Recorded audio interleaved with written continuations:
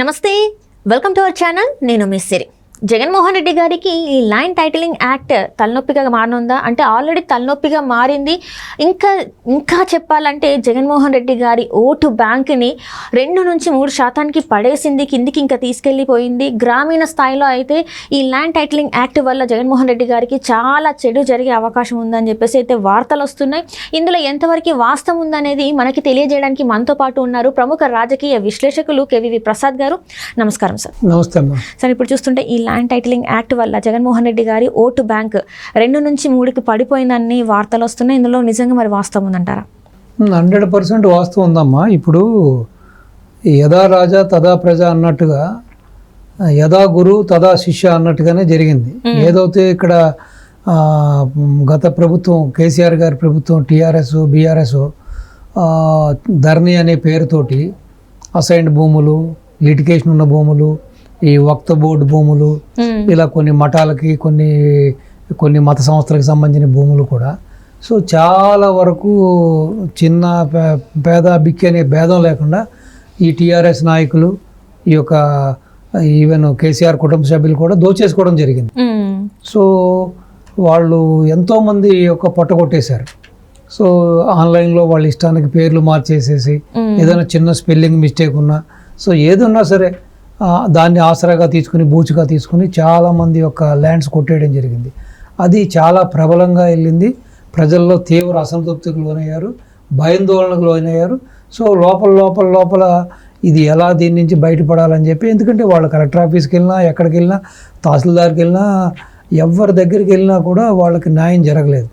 So even ఇప్పుడు లోకల్గా ఉన్న ఎమ్మెల్యేలతో చెప్పుకోవడానికి వాళ్ళకి దారి లేకుండా పోయింది. సో వాళ్ళకున్న ప్రజాప్రతినిధులు కూడా, ప్రతి వాళ్ళు కూడా ఒక విధంగా చెప్పాలంటే రియల్ ఎస్టేట్ భూమి రావడం, ఎస్పెషల్లీ తెలంగాణలో రియల్ ఎస్టేట్ భూమి రావడం, భూముల రేట్లకు రెక్కలు రావడం, విపరీతంగా పెరిగిపోవడంతో ఈ ప్రజాప్రతినిధులు కానీ, నాయకులు కానీ, ఈ వీళ్ళందరూ కూడా ఈ యొక్క పేద ప్రజలకు సంబంధించినవి, సో లెక్కలు అయితే ఎక్కడో ఫారిన్లో ఉంటున్న వాళ్ళు, లేదా నేను చెప్పినట్టుగా ఈ అసైన్డ్, ఈ లిటికేషన్, ఈ విధంగా సో అన్ని భూములను కూడా వాళ్ళ ఇష్టానికి ఆ ధరణి పోర్టల్లో పేర్లు మార్చేసేసి వాళ్ళ పేరు మీద మార్చేసుకుని చిన్న మార్పులు చేర్పులు ఉన్నా సరే దాన్ని బూచుగా చేసి కూడా ల్యాండ్స్ కొట్టేయడం జరిగింది.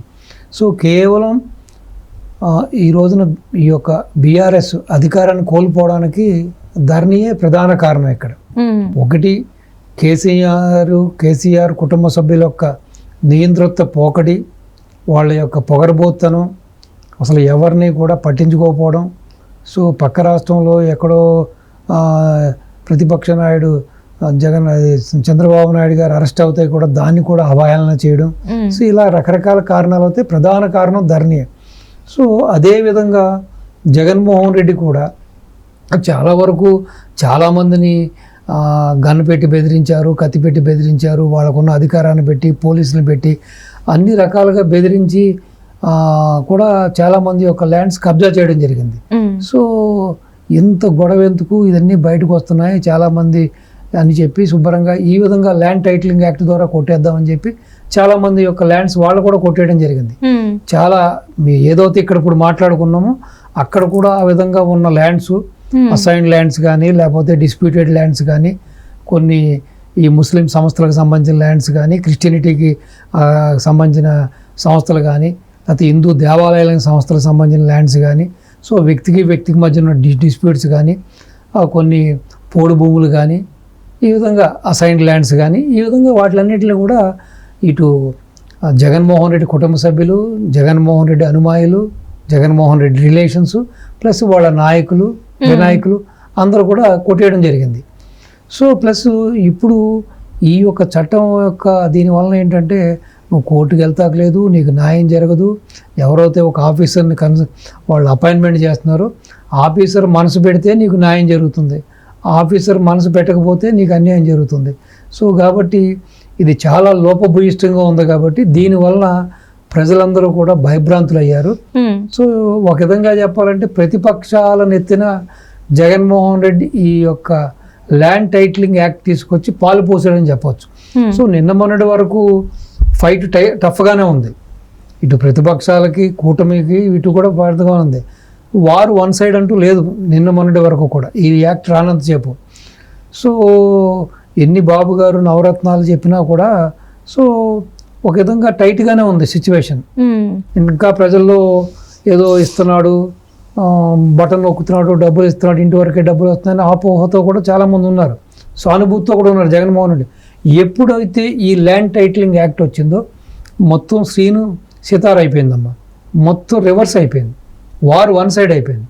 ఇప్పుడు సడన్గా ఇటు టీడీపీ కూటమి యొక్క గ్రాఫ్ సడన్గా పెరిగిపోయింది. ఈ భయాందోళనకు లోనైన ప్రజలు మీరు చెప్పినట్టుగా మినిమం 3 to 4% ఒక్కసారిగా స్వింగ్ అటు వెళ్ళిపోయింది.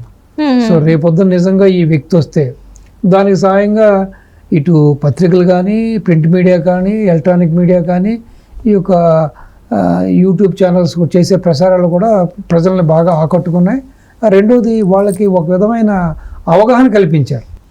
సో ఇప్పుడు ఈ రోజున జగన్మోహన్ రెడ్డి బటన్ నొక్కుతానని చెప్పి ఎక్కడెక్కడ అప్పులు తేవాలో చేసేసాడు, ఉన్న భూములన్నీ కూడా తాకట్టు పెట్టేసేసాడు. ఇక మిగిలిందల్లా ప్రజల ఆస్తులు, ప్రజల భూములు, ప్రజల ఇళ్ళు, ప్రజల పొలాలు మాత్రమే. రేపు పొద్దున వస్తే నెక్స్ట్ టార్గెట్ అదే కదా. కాబట్టి ప్రజల్లో కూడా ఒక చైతన్యం వచ్చింది, ప్రజల్లో కూడా అవేర్నెస్ వచ్చింది, ఒక భయం కలిగింది. సో నిజంగా మళ్ళీ ఇంకొకసారి వైసీపీ వస్తే మన మనుగడ ఏంటి, మన ఆస్తుల సంగతి ఏంటి అని చెప్పి వచ్చింది. కాబట్టి ఇప్పుడు ఈ ల్యాండ్ టైటిలింగ్ యాక్ట్ అనేది డెఫినెట్గా జగన్మోహన్ రెడ్డికి తీరని నష్టాన్ని, వైసీపీకి అతని ప్రభుత్వానికి తీరని నష్టం చేకూరింది. సో ఒక విధంగా చెప్పాలంటే ఇది భస్మాసురస్తం అంటారు చూసారా, తన టైటిలింగ్ యాక్టే తన పాలిట భస్మాసురస్తం అయింది అది. సో ఇది ఒక విధంగా చెప్పాలంటే ఈ ప్రతిపక్ష కూటమికి చాలా అడ్వాంటేజ్ అయింది. అంటే ఇక్కడ చూస్తున్నట్టయితే గతంలో మనం విన్నాం సిటీస్లలో కొంచెం వ్యతిరేకత ఉన్న గ్రామీణ స్థాయిలో మాత్రం అందరూ జగన్మోహన్ రెడ్డి గారి అంచనా ఉన్నారు. ఈసారి అంటే గ్రామీణ స్థాయిలో మాత్రం జగన్మోహన్ రెడ్డి గారికి ఓట్లు పడతాయి అని చెప్పేసి. కానీ ఇప్పుడు ఏదైతే ఈ ల్యాండ్ టైటిలింగ్ యాక్ట్ తీసుకొచ్చారో అప్పటి నుంచి కూడా వాళ్ళలో బాగా వ్యతిరేకత పెరిగింది. అంటే మా భూముల్ని ఇప్పుడు భూముల ఏదైతే పాస్బుక్ ఉంటుందో దాని మీద కూడా ఆయన ఫోటోలు వేసుకోవడం, ఇదంతా చూస్తే వాళ్ళకి అప్పటి నుంచి భయం స్టార్ట్ అయిపోయింది. ఇంక ఈసారి నన్ను గెలిపించొద్దని డిసైడ్ అయినట్టు కూడా వార్తలు వస్తున్నాయి. అందులో మరి నిజంగా వాళ్ళు గ్రామస్తులు అట్లా అనుకునే అవకాశం ఉందంటారు? అది మీరు చెప్పింది అక్షర సత్యమమ్మ. ఇటు యువతలో కానీ, చదువుకున్న వారిలో కానీ, ఇటు ఉద్యోగ ఉపాధ్యాయుల్లో కానీ, సో ఎంప్లాయీస్ అందరిలో కూడా, ఇటు పట్టణ ఓటర్లు అందరిలో కూడా వ్యతిరేకత ఉంది. ఎందుకంటే ఇటు చిన్న చితక వ్యాపారాలు, పెద్ద వ్యాపారాల నుంచి చిన్న చిన్న వ్యాపారాలు చేసుకునే వాళ్ళు, ఇటు భవన కార్మికులు కానీ, రోజువారీ కూలీలు కానీ, వీళ్ళందరిలో కూడా వ్యతిరేకత అయితే ఉంది. కానీ మీరు చెప్పినట్టుగా కొంతవరకు పల్లెటూరులోనూ, ఈ కొంత వయసు అయిన వాళ్ళలోనూ, ఈ వయోవృద్ధుల్లోనూ అయితే సానుభూతి ఉండేది. ఎందుకంటే వాళ్ళకి పెద్దగా అవగాహన ఉండదు, ప్లస్ పెద్దగా వాళ్ళకి అంత చదువు ఉన్న వ్యక్తులు కూడా కాదు వాళ్ళు. కాబట్టి వాళ్ళంతా కూడా సరే ఏదో మన ఇంటి దగ్గర ఉంటే మనకి చక్కగా ఈ నెల వచ్చినప్పటికి ఏదో బటన్ నొక్కుతున్నాడు, ఆ వాలంటీర్ డబ్బులు తీసుకొస్తున్నాడు అనే భావన ఉండేది. సో మొన్నటి వరకు కూడా వాళ్ళు కొంత అటే మొబ్బు చూపారు. ఎప్పుడైతే ఈ యొక్క ల్యాండ్ టైటిలింగ్ యాక్ట్ వచ్చిందో ఈ యొక్క పల్లెటూరులో కానీ, ఇటు రైతాంగంలో కానీ సో విపరీతమైన మార్పు వచ్చింది. విపరీతమైన ఈ యొక్క ల్యాండ్ టైటిలింగ్ వల్ల జరిగే నష్టం, ఈ ల్యాండ్ టైటిలింగ్ వెనుక ఉన్న కుట్ర అంతా బహిర్గతం కావడంతో వాళ్ళంతా కూడా ఇప్పుడు టోటల్గా ఆ ఓటంతా కూడా ఇటు స్వింగ్ అయిందమ్మా, కూటమికి స్వింగ్ అయింది. సో కూటమికి స్వింగ్ అయ్యడంతో ఇప్పుడు ఆల్మోస్ట్ చెప్పాలంటే ఇప్పుడు వార్ వన్ సైడ్. రైట్. ఇప్పుడు ఇంకా ఇటు మేనిఫెస్టో విషయంలోనూ టీడీపీ మేనిఫెస్టో మీద వైసీపీ మేనిఫెస్టో ఫెయిల్ అయింది. ఈ ల్యాండ్ టైటిలింగ్ యాక్ట్ వచ్చిందో ఇంకా కూడా కూటమికి యాడ్ ఆన్ అడ్వాంటేజ్ ఇంకా చాలా ఎక్కువైంది. సో కాబట్టి ఇప్పుడు డెఫినెట్గా ఇది చెప్పాలంటే ఎవడు తీసుకున్న గోతులో వాడే పడతాడని చెప్పి ఏదో దురుద్దేశంతో ప్రజల ఆస్తులు కొట్టేయాలని, లేకపోతే అసైన్ ల్యాండ్, ఇప్పుడు మీకు తీసుకుంటే వాన్ పిక్ పేరుతో కొన్ని వేల ఎకరాలు నిమ్మగడ్డ ప్రసాద్ అనే వ్యక్తిని, మ్యాట్రిక్స్కి సంబంధించిన నిమ్మగడ్డ ప్రసాద్ని పెట్టి వాన్ పిక్ అక్కడ ఏదో వాడరేవు కడతామని చెప్పి కొట్టేయడం జరిగింది. సో అదేదో కొంచెం కారణాల వల్ల ఆగింది. అలాగే లేపాక్షి భూములను కొట్టేయడం జరిగింది అనంతపూర్లో. సో ఇప్పుడు ఈ ల్యాండ్ టైటిలింగ్ యాక్ట్ల ద్వారా వీటిలన్నింటినీ రెగ్యులైజ్ చేసుకుని ఈ యొక్క కొన్ని వేల ఎకరాల భూములు కొట్టేయడానికి జగన్మోహన్ రెడ్డి చేసిన ఇది ఒక జగన్ నాటకం. సో ఇది బహిర్గతం కావడంతో ఈ ల్యాండ్ టైటిలింగ్ యాక్ట్ల వెనకాల ఉన్న దుర్మార్గం బయటకు రావడంతో ఇప్పుడు వీళ్ళందరూ కూడా రివర్స్ అయ్యి రేపొద్దున టీడీపీ కూటమి ఓటు వేయడానికి వీళ్ళందరూ కూడా సన్నిహితులు అయ్యారు. కాబట్టి డెఫినెట్గా జగన్మోహన్ రెడ్డి యొక్క విజయ అవకాశాల మీద పూర్తిగా దెబ్బత పడింది. సో జగన్మోహన్ రెడ్డి ఇంకా కోలుకునే యొక్క ప్రసక్తే లేదు. జగన్మోహన్ రెడ్డి అధికారంలోకి వచ్చే ఛాన్సే లేదు.